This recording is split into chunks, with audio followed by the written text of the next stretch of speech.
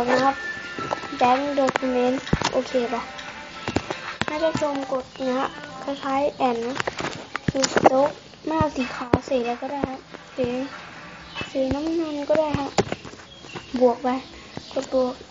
วกตรงเลเยอร์แล้วกดบวกตรงนี้อีกทีกด empty layer มันจะได้ใสๆนี้ให้ท่านชมกลับเป็นสีขาวแล้วก็ให้เลื่อนมาที่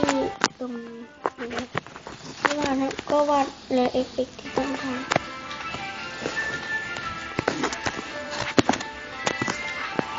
จะเอาอะไรประมาณนี้เสร็จแล้วกด FF Go กะให้ประมาณ36ปรับเป็นสีเลยก็ได้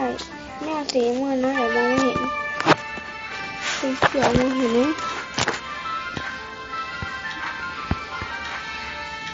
มองไม่เห็นเลยค่ะโอเคผมจะแค่นี้พอแล้วสีอะไรที่มันตัดสีแดงเห็นแล้วกดบวกกดถูกต้องกดเนี่ยตรงนี้นะกดตรงนี้กลมๆเนี่ยกดไปข้างหน้าเจอแบบนี้กดดันเซฟเซฟทูแกลเลอรี่ PNG นะครับเอาไปดูว่ามันโอเคไหมนะฮะเดี๋ยวไปดูกันเอาสกินโคดีมาไม่3Dก็ได้เจียดู Photoshop นี่นะเพียงว่าจะได้นะตามที่ท่านชมชอบนะก็สำหรับนี้ก็ใครที่ชอบก็อย่าลืมที่จะกด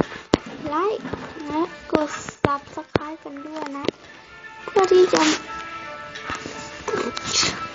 จะได้รับชมช่องผมต่อไปอย่างสนุกสนานสำหรับวันนี้ก็ขอกราบสวัสดีแล้วนะครับขอลาไปหน่อยบาย